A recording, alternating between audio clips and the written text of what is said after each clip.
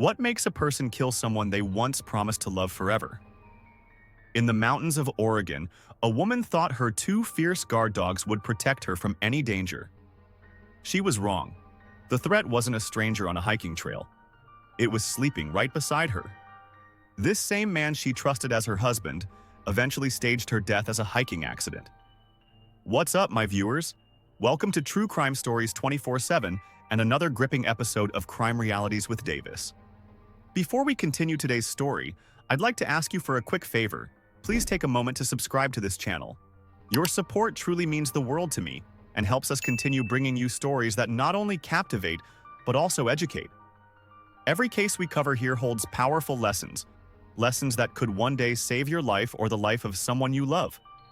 They say knowledge is power, and it really is.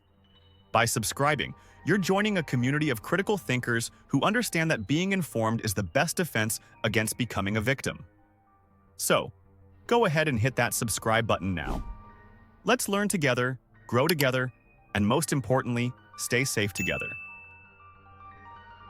In the small mountain town of Brightwood, Oregon, Susan Lane-Fournier was known for two things: her kind heart and her inseparable bond with her two massive Malinois mixed dogs. These weren't just pets. They were her guardians, her protectors. Residents often spoke about how these dogs would lose their minds if anyone dared to get too close to Susan. She felt safe with them. She thought she was untouchable. But on a cold November morning in 2024, Susan's truck was found abandoned near a hiking trail in Mount Hood National Forest. Her protective dogs were nowhere to be seen. Neither was Susan. The community held their breath, hoping this experienced hiker had simply lost her way. But so sad, their hopes would soon be shattered. What they didn't know was that Susan had recently filed for divorce from her husband of 12 years, Michel Fournier, a revelation that would cast a shocking shadow over the mystery surrounding her disappearance. For those who knew Susan, she was more than just another resident of their tight-knit mountain community. At 61, she had earned the nickname Phoenix, a symbol of resilience and rebirth. She was that neighbor who always had a warm smile, that coworker who never failed to show up for her shift until that Friday morning when she didn't. The forests around Mount Hood can be unforgiving. Thick evergreen trees stretch endlessly toward gray skies, their branches heavy with secrets. But the real danger wasn't lurking in those woods. It was much closer to home. As the search for Susan began, no one suspected that this wouldn't be a simple rescue mission. No one imagined that those fierce guard dogs, the ones who would protect her with their lives, might have already met a tragic fate. The morning Susan disappeared, the mountain air was crisp and biting, the type of cold that seeps into your bones and whispers warnings. But Susan wasn't afraid of the wilderness. She knew these trails like the back of her hand. What she might not have known was that she was being watched, followed, hunted, not by a stranger, but by someone who had once vowed to love and protect her. Friends would later say that Susan had been acting differently in the weeks before she vanished. More cautious, more reserved. She had filed for divorce on October 31st, citing irreconcilable differences. But what drove her to make that decision? What had been happening behind closed doors in that mountain home she shared with Michel? As we go deeper into this haunting case, we'll uncover the warning signs that everyone missed. We'll follow the 4-day search that brought hope, then heartbreak. And we'll reveal the shocking discovery that would finally expose the dark truth about what really happened to Susan and her loyal protectors. By that, I mean her dogs. This isn't just another true crime story. This is a wake-up call about the dangers that sometimes hide in plain sight, about the masks people wear and the secrets they keep, about how the person who promised to love you can become the one you need protection from. Stay with me as we unravel this tragic tale of betrayal, murder, and justice in the shadow of Mount Hood. Because sometimes the most important lessons come from the stories that are hardest to tell.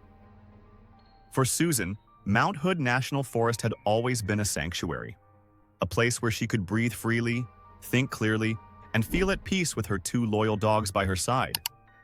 But in the days leading up to her disappearance, something had changed. The sanctuary had become a battleground, and her home a prison. The community first noticed something was wrong when Susan's employer called the police. She hadn't shown up for work, something completely out of character for a woman known for her reliability. No call, no message, nothing. Just silence. When deputies arrived at her home on Friday, November 22nd, they found it empty. No Susan, no dogs, no signs of where she might have gone. The next morning brought the first clue, but it only deepened the mystery. Susan's white 1992 Ford F-250 truck was spotted parked along East Salmon River Road near the Green Canyon Way Trail. Her friend Kari Gesh was the one who found it. Something felt off. The location didn't make sense. It wasn't where an experienced hiker like Susan would typically park. It was as if someone wanted the truck to be found there. As search and rescue teams combed the wilderness, the temperature dropped and clouds gathered overhead. The weather was turning against them. But something else was wrong too. Those who knew Susan couldn't understand why her dogs weren't raising alerts. These weren't ordinary pets. They were trained Malinois mixed dogs, bred for protection. They were notorious in the area for their fierce devotion to Susan. If she was in trouble, why couldn't anyone hear them?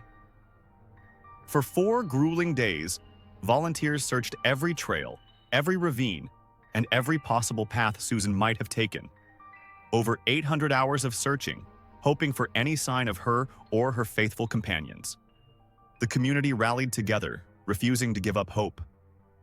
But with each passing hour, the gnawing fear grew stronger. This wasn't a simple case of a hiker lost in the woods. Then came the devastating news. The search was being suspended. The official reason: weather conditions and likelihood of survivability. But some couldn't accept this. They knew Susan. They knew her strength, her resilience. And they knew something else. Something that made her disappearance even more troubling. Just weeks before she vanished, Susan had taken a step that would change everything. On October 31st, she filed for divorce from her husband of 12 years, Michel Fournier. The papers cited irreconcilable differences, a common legal phrase that often hides darker truths. What had driven her to this decision? What had been happening in their marriage that made her decide to leave? Susan's son Dakota tried to remain hopeful. "It's better to assume and not act than assume and act," he told reporters. "We're just trying to remain calm and stoic and hope for the best." But hope was about to be shattered in the most horrific way possible. On Friday, November 29th, a week after Susan first went missing, her friend James Evans decided to search one last time. Following his instincts, he walked down a path near East Highway 26. What he found would haunt him forever. About 20 yards down the trail, he spotted something that looked like discarded trash, a tarp carelessly thrown aside. But as he bent down to pick it up, his heart stopped. There, partially visible, was a pair of boots attached to the legs. James stumbled backward, his mind struggling to process what he'd found. 4 miles from where her truck had been parked, Susan's body lay hidden under that tarp. The experienced hiker, the loving friend, the woman who thought her dogs would keep her safe, had met a violent end. The discovery sent shockwaves through the community. But the most shocking revelation was yet to come. Within 24 hours of finding Susan's body, police made an arrest. The person they took into custody wasn't a stranger. It wasn't someone Susan had met on the trail. It was her husband, Michel Fournier. At 71 years old, Michel was now facing second-degree murder charges. The man who had shared Susan's life for 12 years was accused of taking it away. The medical examiner's confirmation was clear. This wasn't an accident. This was a homicide. But there was still one haunting question that tormented everyone. What happened to Susan's dogs? Those fierce protectors, her constant companions, had vanished without a trace. Some feared the worst, that Michel had eliminated these loyal guardians first, removing the only barrier between him and Susan. The community struggled to understand how this could happen. How could a woman who seemed so protected become so vulnerable? The answer lay in a truth that many domestic violence victims know all too well. Sometimes the greatest danger isn't from strangers. It's from the person who knows you best, who knows your routines, your habits, and your weaknesses. The person who knows how to get past your defenses. The timing painted a very shocking picture. Susan had filed for divorce on October 31st. Less than a month later, she was dead. It was a tragic reminder that the most dangerous time for many domestic violence victims is when they try to leave. When they finally find the courage to say enough, that's often when their abuser becomes most lethal. In the aftermath of Susan's death, her friend Kari Gesh remembered her with tears in her eyes. "She was just the kindest, most loving person," she said. But kindness couldn't protect her. Not even her fierce guard dogs could save her from the betrayal that awaited her. As investigators dug deeper into Susan's final days, a pattern of control and isolation began to emerge. Michel Fournier had been watching, waiting, plotting. The divorce papers weren't just paperwork. They were Susan's declaration of freedom. A freedom Michel couldn't accept. The medical examiner's findings revealed the brutality of Susan's final moments. This wasn't a crime of passion or a sudden burst of anger. The evidence pointed to something more calculated, more deliberate. Michael had chosen that remote location carefully. He knew the area and knew how to make a murder look like a hiking accident gone wrong. But he made mistakes. The location of Susan's body, 4 miles from her truck, raised immediate suspicions. Why would an experienced hiker like Susan venture so far off her usual trails? And then there was the tarp, a clear sign of attempted concealment that screamed foul play. The investigators pieced together a timeline that got them shocked. The day Susan disappeared wasn't random. She had been making plans to start a new life, to break free from a marriage that had become a prison. But Michel had other plans. The arrest came swiftly. When police took Michel into custody, he showed little emotion. The 71-year-old man who had once vowed to protect and cherish Susan now stood accused of her murder. The charge: second-degree murder, a crime that could keep him behind bars for the rest of his life. The community's grief turned to anger as more details emerged. Friends remembered subtle signs they had missed: changes in Susan's behavior, moments of tension, the way she had become more guarded in recent months. The divorce filing was her attempt to escape, but it had instead sealed her fate. As for her beloved dogs, their disappearance added another layer of horror to the tragedy. These faithful guardians, who would lose their minds if anyone threatened Susan, had likely met a violent end themselves. Their absence spoke volumes about the premeditation involved. Michael knew those dogs would protect Susan with their lives, which is exactly why they had to be eliminated first. The case sent shockwaves through the quiet mountain community. Neighbors who had known the couple for years struggled to reconcile the Michel they thought they knew with the monster he turned out to be. But that's the thing about domestic violence. It often hides behind closed doors, behind forced smiles and careful explanations. Susan Lane-Fournier's story isn't just a tragedy, it's a wake-up call. The statistics are chilling. Every 9 seconds, a woman in America is beaten by her intimate partner. Every day, 3 women die at the hands of current or former partners. But these aren't just numbers, they're lives, dreams, and futures destroyed. What happened in Mount Hood National Forest shows us how domestic violence escalates. The most dangerous time is when a victim tries to leave. That divorce filing was Susan's bid for freedom, but it also marked her as the most vulnerable. Her story teaches us crucial lessons about survival. Warning signs were glaring: the increasing isolation, the subtle changes in behavior, the timing of events. Even Susan's reliance on her dogs for protection suggests she knew she needed safeguarding. But like many victims, she might have underestimated the danger she was in. This is where we need to talk about safety planning. If you're planning to leave an abusive relationship, don't tell your abuser about your plans. Have an escape bag ready. Keep important documents somewhere safe. Tell trusted friends or family. And most importantly, reach out to domestic violence organizations. They can help you plan a safe exit. The tragedy of Susan's death rippled through her community. Her friend Kari Gesh, her son Dakota, and countless others were left wondering if they could have done more.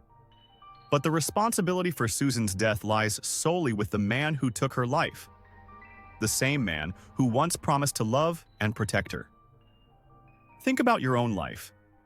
Do you know someone who's becoming increasingly isolated? Someone whose partner controls their every move? Someone who's showing subtle signs of fear? Don't wait until it's too late.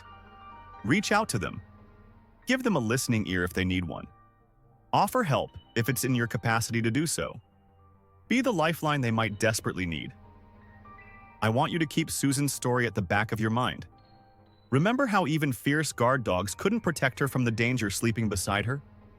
Remember that domestic violence doesn't discriminate.